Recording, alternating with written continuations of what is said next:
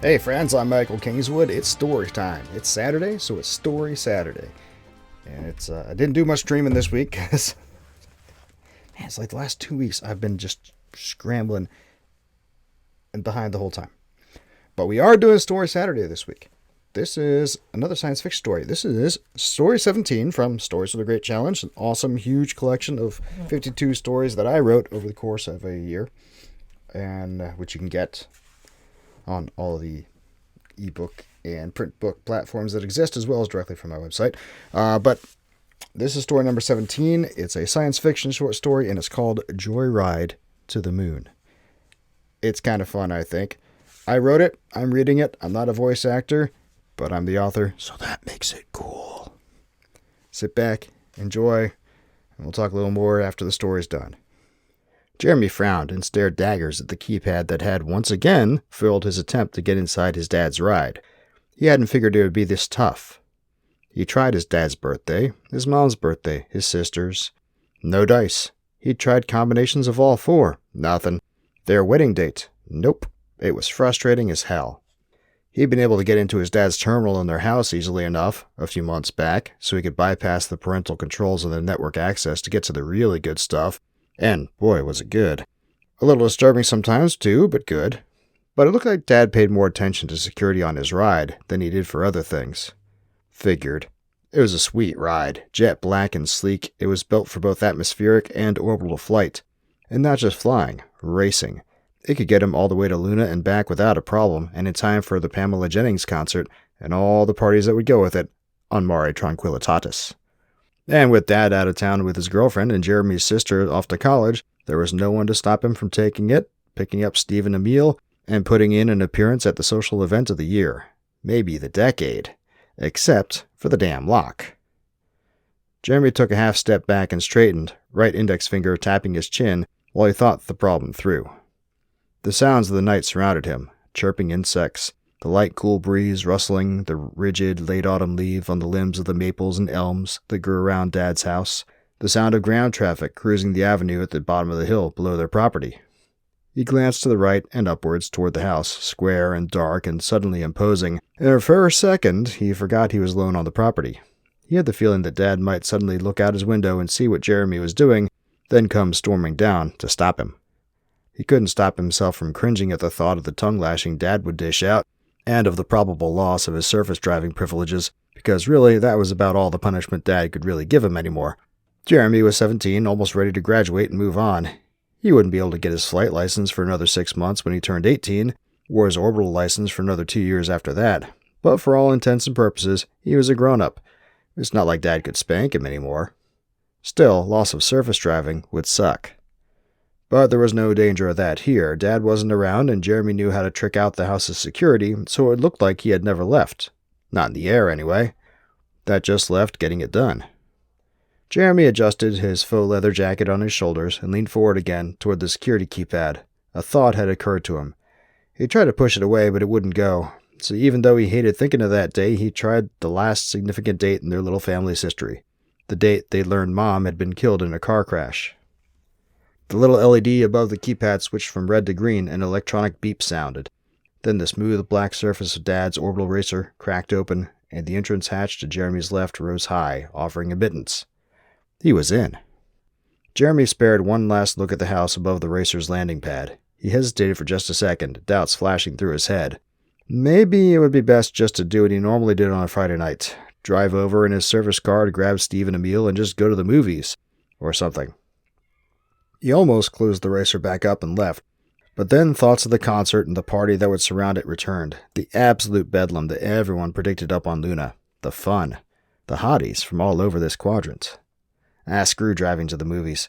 He picked up the duffel bag he brought down from the house, containing a couple of changes of skivvies, a fresh shirt and pants, snacks and a water bottle, and a few tools he thought would be helpful for the trip. Then he ducked his head and stepped into the racer. Interior lights flicked to life as the ship sensed his entry, illuminating a crew compartment that was deceptively large for a ship this size. It could seat 4 comfortably, 5 if you squeezed, and 6 if you really knew and liked each other. The pilot and co-pilot's gel-cushioned seats, all covered in worn and cracked black faux leather, were separate units up at the front of the compartment. The passenger's couch, to Jeremy's immediate right as he entered, was one long unit with 3 built-in sets of 4-point restraint harnesses made of black canvas webbing. There were no windows or portholes. The only view of anything outside the ship was through the open hatch, for now at least. The lighting was a warm, almost natural hue, and the compartment smelled faintly of pine from Dad's favorite air freshener. Jeremy felt just a little thrill of excitement as he breathed it in. This was going to be awesome. He left his duffel bag on the passenger couch and turned toward the pilot's chair. He had to keep his head ducked as he moved. He had grown to be a couple centimeters taller than Dad, and Dad could just barely stand to his full height inside the ship. But in a short while, he was seated in the chair, the gel cushion adjusting to his weight and body shape automatically to create a snug but comfortable support. Jeremy finished buckling his restraint straps and then reached forward and tapped the 2 large screens in front of his chair to life with the brushes of his fingers. The upper screen, the larger of the 2, ran through a boot-up sequence of codes and symbols, then after a moment settled down into an image of the property in front of the racer. A second later, screens to the left and right of the pilot and co-pilot's chairs sprang to life, showing the view from the port and starboard sides of the ship as well. He didn't look, but he knew a 4th screen mounted on the bulkhead above the passenger couch would show the rear view. The second screen ahead of him, the smaller of the 2 and mounted below the first, came up with a navigation display overlaid a chart of the city where the ship was shown with a white pip resting on a blue square labeled Home. At the bottom of the navigation display, ship's system status were displayed as a series of circles, all green except for the crew hatch indication, which showed red, and engine parameters were shown as digital gauges for power output, acceleration, velocity, and fuel status. Jeremy did a quick look over at the instruments and nodded to himself in satisfaction. Good to go. If any of the systems had issues, they would come yellow or red instead of green, and like usual, Dad had topped off the fuel just before he landed the last time he'd taken the ship out. Okay, Jeremy said to himself, let's get this show on the road. On the overhead, above his head, was a bank of switches and nods that would initiate engine startup. He knew the sequence to get it going. He'd watched Dad do it countless times, and in the last 6 months, Dad had begun teaching him how to fly the thing in preparation for getting his flight license. He logged about 60 hours of under-instruction time in this seat, with Dad in the right-hand seat beside him, and 3 hours solo. But he'd never tried to fly out of the atmosphere before. He'd watched Dad do it, he'd read about it, but actually doing it? Doubt again swept through him, and again he shoved it away, and flicked the engine start switches and the switch to close the hatch. The hydraulic whine of the hatch actuator sounded quickly. Then came the solid thunk of the hatch closing and the lesser hissing of the inner seal sliding into place. A low rumble, just barely perceptible, came from the aft of the crew compartment as the engine spun up, and Jeremy felt a slight vibration in his chair in tune with the rumble. On the system status displays, the engine parameters jumped upward then settled down into idle. Jeremy eyed them for a few seconds. All normal. Good to go. Jeremy grinned and tapped the smaller control pad to his left, and a dialog window opened up in the upper situational awareness display in front of him. In the right cargo pocket of his pants, his holopad gave a chirp and vibrated for a second as the ship established a link with it. The dialog window populated with his music playlists, and Jeremy selected a high-energy rocking mix he used when he went to the gym. Thumping bass and a rollicking drum line supported a seriously shredding guitar as Jeremy took hold of the control yoke that was mounted on a panel to the left and in front of his pilot seat, and the engine controls on a small console between the pilot and co-pilot seats. He applied vertical thrust and pulled back on the yoke. And he was up. On the situational awareness displays, the trees around the landing pad slipped down and then disappeared from view. Attitude indicators on the navigation display showed him passing through 100 meters, 200. He leveled off at 300 meters, below the altitude where he would have to contact traffic control, and adjusted the thrust vector for forward flight, and he shot off through the night. Acceleration forced him back into the seat, and Jeremy bit back a curse. He'd forgotten the inertial compensators. Releasing the engine controls, he reached up to the control switches above his head and flicked one, and at once the feeling of being kicked in the chest relented, and he was able to more comfortably steer the ship. He turned to the southwest, then switched the dialog window to his contact list, and placed calls to Steve and Emil. It took a few seconds, then Jeremy's music faded as additional dialog windows opened, showing their faces. Steve all blonde and square-jawed, Emil darker and rounder of face. Neither of them looked particularly excited, though. More doubts rose, but Jeremy forced them down. "Hey, I'm up and on the way to our meeting site. You guys rolling?" Both of Jeremy's friends looked like someone had put vinegar in their breakfast cereal. Emil spoke first.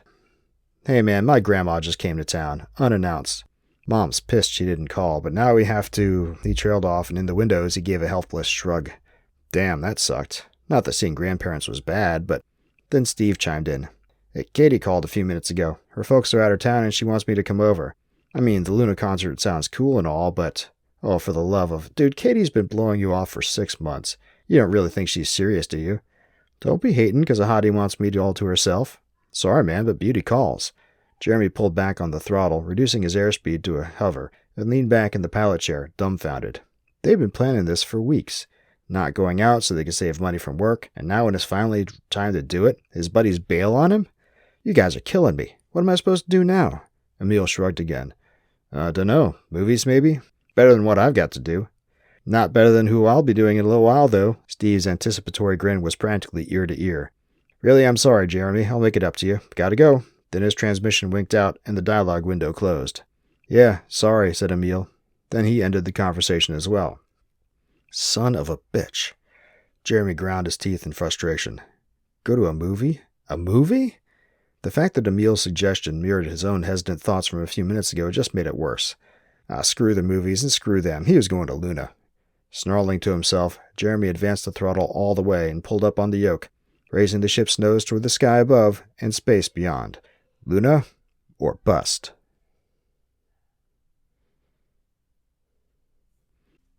Initial exhilaration quickly gave way to routine, and then to boredom. Jeremy recalled reading that the first visitors to the moon required 4 days to get there and back.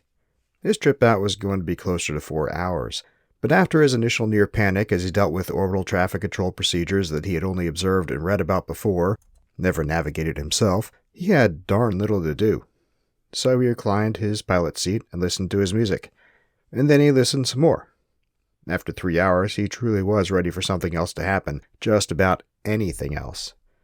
By then, Luna had grown quite large in the situational awareness displays, and the little pip showing the racer on the navigation screen was beginning to approach the point where the deceleration burn to enter lunar orbit and then touch down on Mare Tranquillitatis would be necessary. He supposed that was as good as something as he was going to get. He was just situating himself back into a position to properly fly the ship when an electronic beep preceded a hail from lunar traffic control. Jeremy swallowed. He knew LTC existed, of course, but he'd never dealt with them before, or even read about their procedures. The various approach and landing procedures were programmed into the ship's navigational computer, so he shouldn't be completely in the dark, but still, this was entirely new territory, and he fought down a big case of nerves as he reached over to the control yoke and pressed the button to activate his pilot's microphone. This is the Racer Oliphant, en route to Tranquility Base, he said, then winced. That felt lame. Hopefully it didn't sound lame as well. A second's pause, and then LTC replied, Racer Oliphant, we do not have a flight plan for you on file.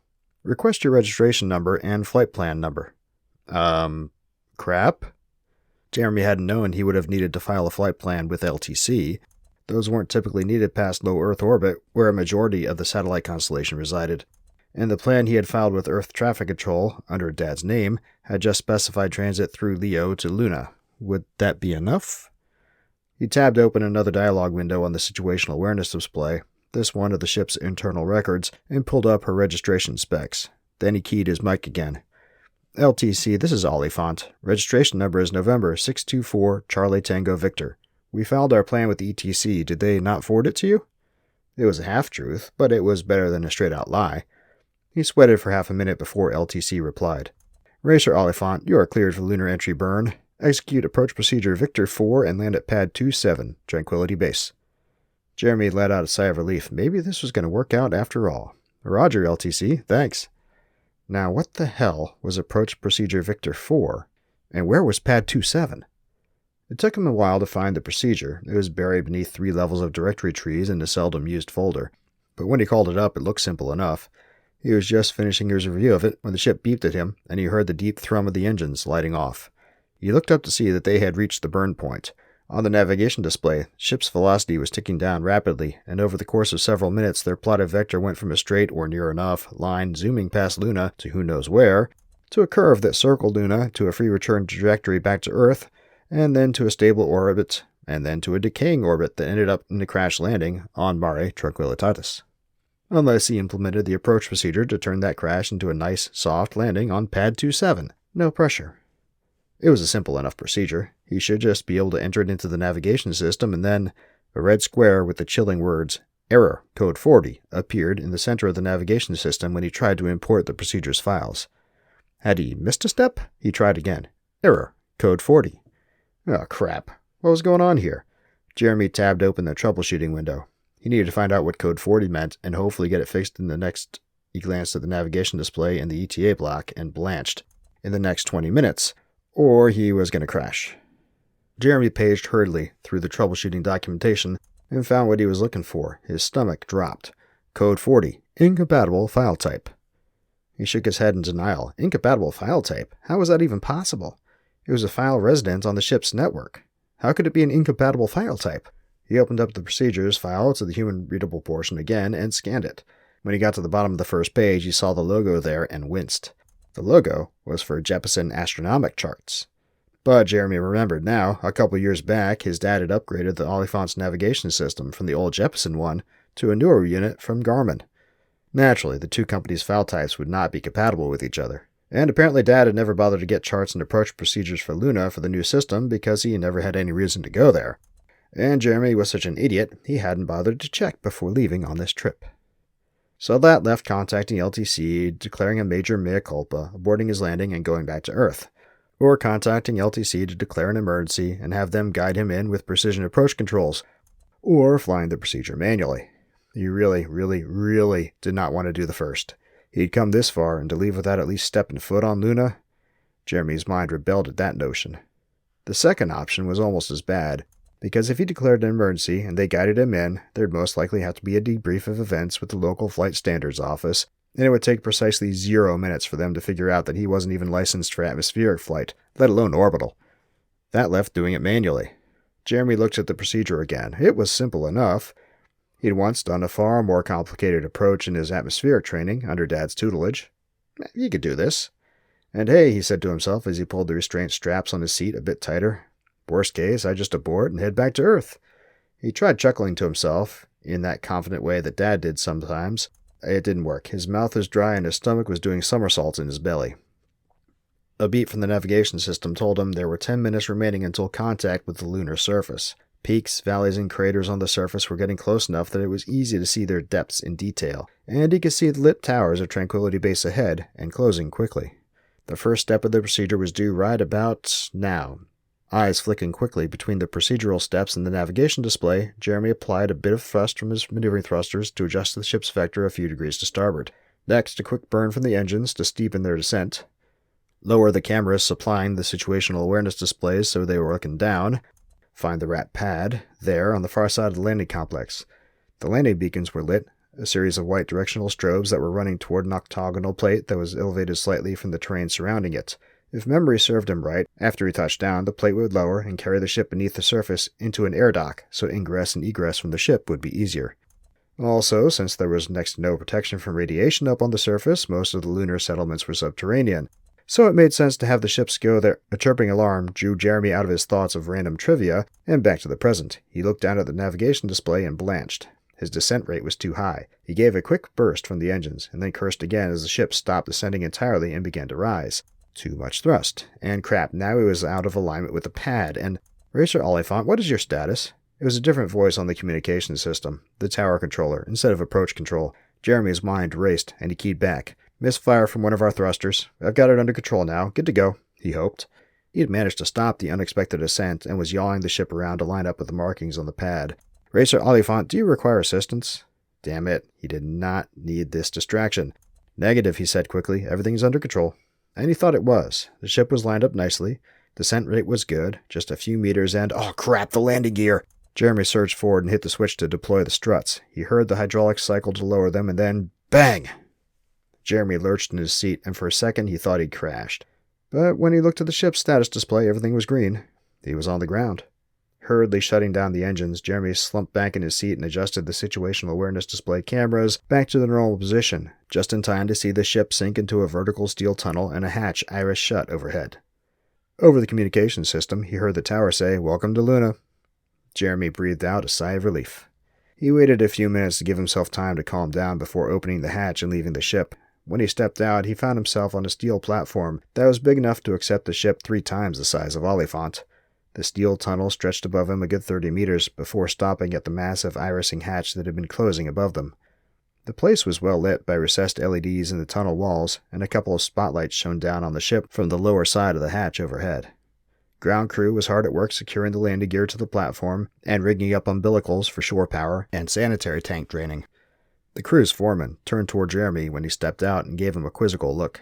"That was about the most jacked-up landing I've ever seen," he said. He was an older man, in his 60s probably, with dark brown skin and deep smile lines on his face. His hair was frizzy, white, and receding, and he wore the same gray coveralls that his team wore. "Yeah," Jeremy said, "I almost lost it there." He moved a step toward the foreman and stumbled into low gravity. Inside the ship, the inertial systems had maintained Earth normal, but here the gravity was 1/6 that, and he had never experienced it before. The first step out of the ship had been weird. The second, he tried to catch himself, but his reflexes were not attuned to the environment, and he found himself launching up into the air. He cried out in alarm. And then strong hands were grabbing him. He turned to see the foreman had bounced over in one step, grabbed him, and pulled him back down into a normal standing position. The foreman looked at him quizzically. "First time on Luna, huh?" Jeremy nodded. "How old are you, boy?" Jeremy had been expecting this question and had come prepared. 21, he said, and reached into his cargo pocket. He pulled out the fake ID he'd gotten a few months back. It was in Dad's name, but it had his picture and vitals on it, just his birthday was 4 years earlier than reality. He showed it to the foreman, and he looked it over and frowned. He grunted. 21, huh? Well, you look about 15. He grinned then. In about 20 years, you'll be happy with that baby face, believe me. Now, take it easy moving around at first. Take some getting used to. I presume you're here for the concert? Jeremy nodded. Hope you got a place to stay lined up already. Way I hear, the hotels are booked. I figured I'd sleep on the ship, save some money that way. The foreman grunted again. Your call, I guess. When are you leaving? Sunday morning. The foreman nodded. All right then, well, have fun. Jeremy grinned in return. He was going to. Oh boy, was he going to.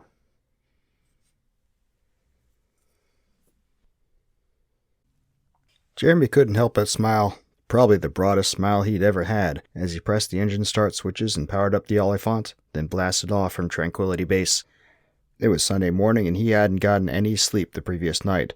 Part of the reason was the concert, another part were the parties after the concert, and the final part was in a dialogue window on the situational awareness display. Her name was Samantha. She was 20, she was a redhead, and she had made his life incredibly interesting the last few hours before he had to leave if he was to get home before Dad did. Eat your heart out, Steve, Jeremy said, and sounded smug, even to himself. Whatever, he'd earned it. As he lifted off, he found he could not look away from the image of Samantha's face in that dialogue window, those green eyes, the cute dimples in her cheeks. Best part was she didn't live all that far away from him. He was definitely going to have to look her up again. And how exactly are you going to explain that you're not really 21 and the ship you showed her around really was your dad's? Asked the annoying voice in the back of his head. Shut up, he said to it, but it kept on babbling at him. Didn't take his great cheer away, though. He'd figure something out. Speaking of which, he glanced down at the navigation display and saw that he was, Racer Oliphant, you are approaching the limits of the departure corridor. Adjust your vector, came the voice of LTC over the communication system. Jeremy cursed to himself and applied some lateral thrust. LTC Oliphant, roger that. Little glitch in the system. We're good now. He resolutely closed the window with Samantha's picture on it. Time enough to daydream about her later. Carefully tweaking the racer's vector, he eased the ship back into the center of the departure corridor. And then, just a few minutes later, LTC was bidding him farewell and he was on trajectory back to Earth. Easy peasy. He got back to Earth without anything happening to stop his remembrances of Samantha, and before he knew it, he was passing through a re-entry interface and flying on a vector for home. The sun was still well up in the sky when he sat down on the landing pad below the house, and he took a few minutes to secure the ship, making sure to leave no trace of his presence or of the adventure he had had. When Dad came walking in through the front door, a suitcase in each hand, Jeremy was sprawled on the couch, watching a holo of a kung fu shoot-'em-up almost comedy movie from 20-something years ago, one that he knew Dad loved. Dad stopped when he saw the movie and grinned. Big Trouble in Old Taipei, he said. Now that is a classic. He turned to the stairs leading up to their bedrooms. Didn't know you liked it. It's kind of fun, Jeremy said. It wasn't entirely untrue. The movie was cheesy, that's for sure, but there was something about the cheese that made it almost good. Damn right it is. Dad headed upstairs. He came down a couple minutes later, sans jacket and suitcases, and walked past where Jeremy was sitting on the couch toward the kitchen. How was the trip, Dad? Pretty great. Kinda glad I didn't take the Oliphant down there, though. I was in no condition to fly this morning. He opened up the refrigerator and pulled out a box of orange juice, then found a cup and poured himself a drink. Got a funny call from Mrs. Kranitz, though. Jeremy felt his eyebrows rising. Mrs. Kranitz was the neighbor 2 houses over on the other side of the hill. She was always poking her nose where it didn't belong. What did she want? Dad replaced the orange juice box in the refrigerator and closed it, then took a draw from his cup. Weirdest thing, he said, after swallowing. She said she saw the Oliphant lift off from here Friday evening and land again this afternoon. Jeremy worked hard to keep his face straight, though the bottom dropped out of his stomach. Oh? Yep. Dad shook his head. Funny old bird. I told her she had to be mistaken. You've been here all weekend, and no way could someone just take the ship without you noticing and calling the cops. Yeah, Jeremy sounded breathless even to himself. Dad's eyes locked onto his and grew stern despite the easy expression on his face. I thought about checking the ship's position log to be sure. Position log? Yeah, Oliphant updates its position hourly to a site I have access to, so I can check on it from afar if I need to. I can run system diagnostics, check its position, look at exterior and interior camera feeds, you name it. Even get the engines warmed up so I can take off in a hurry. Dad's eyebrows rose. You didn't know that?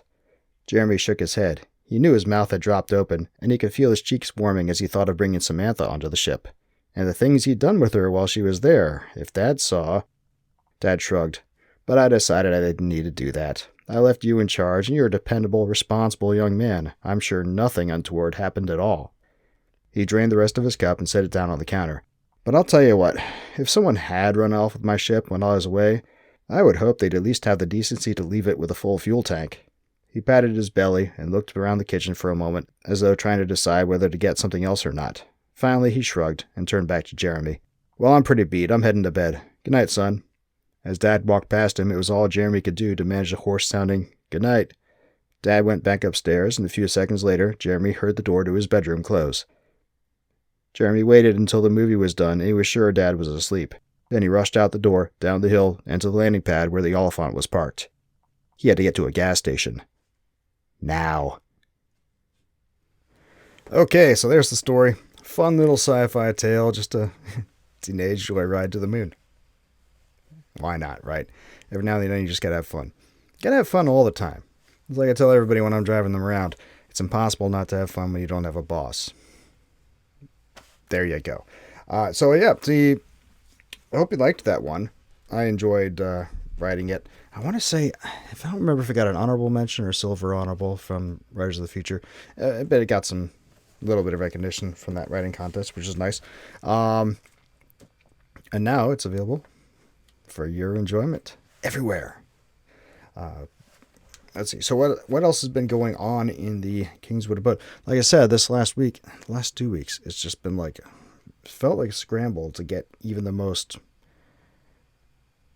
mundane things accomplished, like making the vegan drive-in or getting the writing done or getting this done or it's just, I've been really bad at getting stuff done, playing catch up.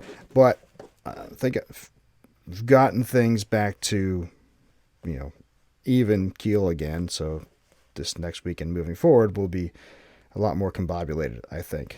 Very, very close to finally finishing up campaign season for the Kickstarter guys, which is nice since I, owe it to them, and I said I'd get it to them a few weeks ago. So that'll be good to finish that up.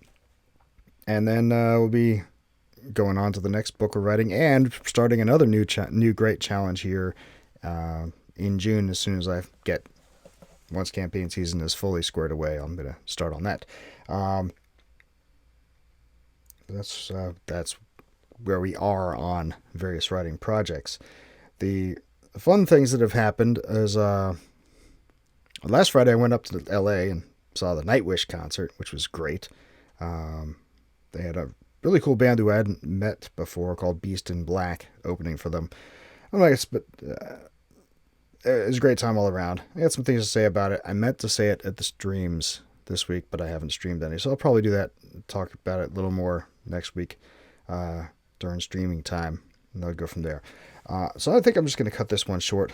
I do have some things to do this afternoon, and it's 2 o'clock, 2:20 p.m. Pacific time as I'm recording this. Want to get some writing done. Gotta do some dad stuff. Gotta do some driving. So I'm just going to leave it off here, and we'll talk more during streaming times during the week. In the meantime, come back next week. Next week's Story Saturday also comes from Stories from the Great Challenge. This is, Moonstruck is the story name. It's kind of like a fantasy romance horror thing. It's kind of funky, but I like it, and you will too. Come back next Saturday, you can hear that story. As always, if you enjoyed this story and you enjoy what we're doing if you enjoyed this week's story, and if you enjoy what we're doing here on the podcast and the videos, make sure you're subscribed. Make sure you tell all your friends about it. Make sure you go by michaelkingswood.com/store to buy Stories from the Great Challenge or any of my other books that you want. There are many of them. You can get them in any format all the formats that are available directly from the site. You can go to Amazon and Barnes & Noble and Kobo and Apple Books and Audible and all the other places out there, all the cool retailers. Love them all. I'm on all of them. Better to come straight to me. I get more money that way. We have more of a direct relationship that way, and you don't have the middleman who might sometimes act capriciously. I know. It's shocking to think that a tech company might do something that was less than cool, but, you know. You can also go to michaelkingswood.com /newsletter sign up for my newsletter. You can become a member of the site, throw a couple bucks a month this way to help just keep the lights on and help with cash flow, show your appreciation. We get discounts and special goodies to members as we do things, and that's a cool thing to do. And then, like I said, tell everybody what we're doing here. Hopefully you enjoyed it. Hopefully you come back. Until then, don't do anything I wouldn't do.